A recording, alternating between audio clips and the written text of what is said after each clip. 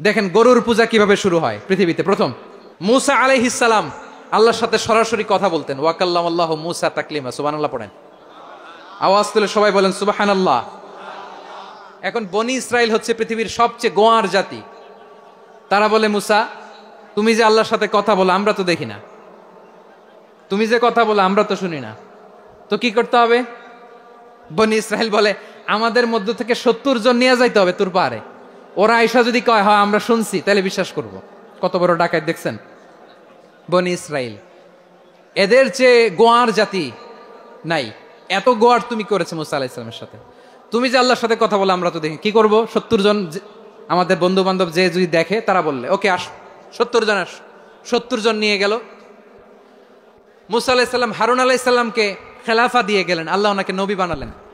মুসা আলাইহিস সালাম বললেন, হারুন খবরদার বনি ইসরাইলের মধ্যে তাওহীদের বাণী প্রচার করবা, ঐক্য ধরে রাখবা, বিচ্ছিন্ন হতে দিবা না। চলে গেছে।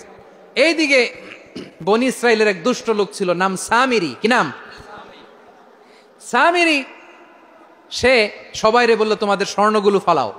স্বর্ণগুলো ফেললো। বনি ইসরাইলের স্বর্ণগুলোকে গলিয়ে সে একটা গরুর বাচ্চা বানালো। গোবৎস। কিসের বাচ্চা? দেখেন গরুর পূজা কিভাবে শুরু হয় পৃথিবীতে প্রথম। গোবৎস পূজা, গরুর বাচ্চার পূজা কিভাবে। সে স্বর্ণ গলি গরুর বাচ্চা করে, জিব্রাইল আলাইহিস সালাম যে জমিনে এসেছিলেন ওই ফেরেশতার পায়ের নিচের একটু মাটি সে বুদ্ধি করে প্যাকেটে রেখে দিছিল। সে গরুর বাচ্চা বানায় স্বর্ণ দিয়ে গলিয়ে ওই মাটি এটার মধ্যে ঢুকাই দিছে ভেলকি দেওয়ার জন্য।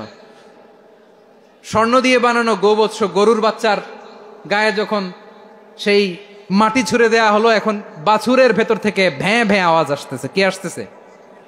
সবাই তো অবাক। সামিরি বলে, আরে তোমরা যে 70 জন দিয়ে মুসা আলাইহিস সালামরে পাঠাইছো ওইদিকে, এত ঘুরতেছে, আল্লাহরে খুঁজে পায় না, আল্লাহ তো এটার ভিতরে ঢুকছে। নাউজুবিল্লাহ বলবেন না? তোমরা যে 70 জন দিয়ে পাঠাইলা, 70 জন নিয়ে মুসা আলাইহিস সালাম খালি ঘুরতেছে, আল্লাহরে পায় না। পাবে কেমনে? আল্লাহ তো নাউজুবিল্লাহ এটার ভিতরে। সেজদা দাও। এই সেজদা দিয়ে গেল। আল্লাহর নবী হারুন আলাইহিস সালাম বললেন, খবরদার এটা সুস্পষ্ট শিরক।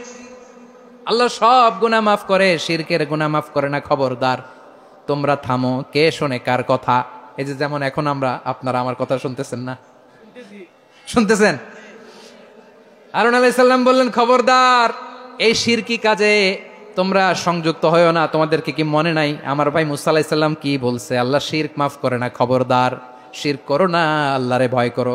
হারুন আলাইহিস সালাম তাদেরকে বুঝালেন, শিরক করো না, আল্লাহরে ভয় করো।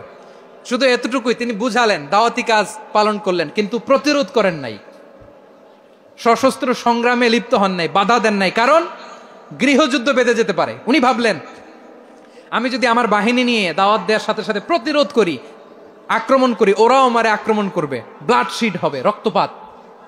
এমন অবস্থা হবে বনি ইসরাইলের মধ্যে যেটা হয়তো আমার ভাই মুসাও কন্ট্রোল করতে পারবে না। সুবহানাল্লাহ কইবেন না? এক একজন নবীকে আল্লাহ তাআলা কি ইন্টেলেক্ট দিয়ে পাঠিয়েছেন। তিনি ভাবলেন, আমি দাওয়াতি কাজটাই করি, এটা যে হারাম এটা থেকে শুধু বারণ করি, কিন্তু প্রতিরোধ না করি। আমি যদি ঐক্য ধরে রাখতে পারি, বাকিটা আমার ভাই সামলে নেবে। সুবহানাল্লাহ। হারুন আলাইহিস সালাম প্রতিরোধ করলেন না। বনি ইসরাইলের মধ্যে গৃহযুদ্ধ বেঁধে যাওয়ার আশঙ্কায় প্রতিরোধ করলেন না, আক্রমণ করলেন না, শুধু দাওয়াত দিলেন।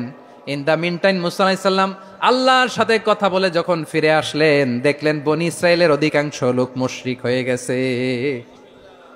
মুশরিক হয়ে গেছে। মুসা আলাইহিস সালাম রেগে গেলেন। রেগে প্রথমে বনি ইসরাইলদেরকে অ্যাটাক না করে ভাইয়ের দাড়ি ধরলেন। হারুন আলাইহিস সালামের দাড়ি আর চুল। মেজাজি নবী ছিলেন। হারুন তুমি কি করলা? তোমার কি দায়িত্ব দিয়ে গেলাম, তুমি কি করলা? তুমি থাকতে বনি ইসরাইল কেমন করে শিরকের কাজে নিমজ্জিত হয়ে যায়? সাইয়েদনা হারুন আলাইহিস সালাম বললেন, ইন্নী, কোরআন সাক্ষী, কোরআন থেকে কোট করছি, ইন্নী خشيت أن تقول فرقت بين بني إسرائيل ولم ترقب قولي।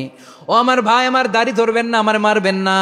আমি ভয় করেছি, আমি ভয় পেয়েছি, না জানি আপনি বলেন তুমি কেন খশিত আন তাকুলা ফাররাকতা বাইনা বানি ইসরাইল। আপনি এসে আমারে যদি বলেন তুমি কেন ঐক্য ধরে রাখলে না, কেন মারামারি হলো, কেন রক্তপাত হলো, তোমার কি এই দায়িত্ব আমি দিয়েছিলাম? আমার কথার দিকে কি তুমি ভ্রুক্ষেপ করো নাই? আমি যে বলছি তাওহীদের বাণী প্রচার করবা আর ঐক্য ধরে রাখবা, আমার কথা কি শোনো নাই? আপনি আমারে ধমকাবেন, এই জন্য আমি প্রতিরোধ করি নাই, আক্রমণ করি নাই, গৃহযুদ্ধ আটকানোর জন্য, কিন্তু আমি দাওয়াত দিয়েছি। সুবহানাল্লাহ পড়েন। ঐক্য ধরে রেখেছেন। মুসা আলাইহিস সালাম মুহূর্তেই সামিরীকে আক্রমণ করলেন, অ্যাটাক করলেন, শাস্তি দিলেন। মুহূর্তেই ওই গোবৎস গরুর বাছুরকে ভেঙে চুড়ে মেসাকার করে সাগরের মধ্যে ভাসিয়ে দিলেন। পুরো বনি ইসরায়েলকে আবার তাওহীদের উপর প্রতিষ্ঠিত করলেন। পড়েন সুবহানাল্লাহ। এই ঘটনা থেকে শিক্ষা কি? শিক্ষা হচ্ছে আপনি শিরকের আড্ডাখানা দেখলেও বৃহৎ স্বার্থে তাওহীদের দাওয়াত দিবেন, প্রয়োজনে আপনি ঐক্য নষ্ট করবেন না। সুবহানাল্লাহ পড়বেন না? তাহলে ঐক্যের গুরুত্ব বেশি না কম বলেন? আওয়াজ করে বলেন। ওয়াতাসিমু বিহাবলিল্লাহি জামিআ, আল্লাহর রশিকে আঁকড়ে ধরো। ওয়ালা তাফাররাকু, তোমরা বিচ্ছিন্ন হয়ো না। পেকুয়ার ভাইরা আওয়াজ করে বলেন তো আদেশটা কার? এখন বলেন আমাদের ঐক্যবদ্ধ জীবনের দরকার আছে না নাই? এই যে ডক্টর মোহাম্মদ ইউনূস আমাদের লিডার, উনি যে আমাদেরকে জাতীয় ঐক্যের আহ্বান জানিয়েছে, ওনার আহ্বানে আমাদের সাড়া দেওয়ার দরকার আছে না নাই? রাজনীতিবিদদের যে ডাকছে খুশি লাগে না আপনার?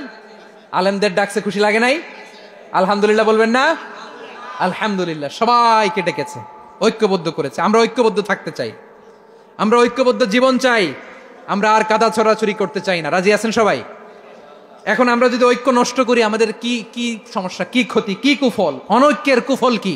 কয়েকটা কুফলের কথা বলে শেষ করবো। প্রিয় ভাইরা, what are the drawbacks and disadvantages of division, social and political division in the society, ডিসইউনিটি।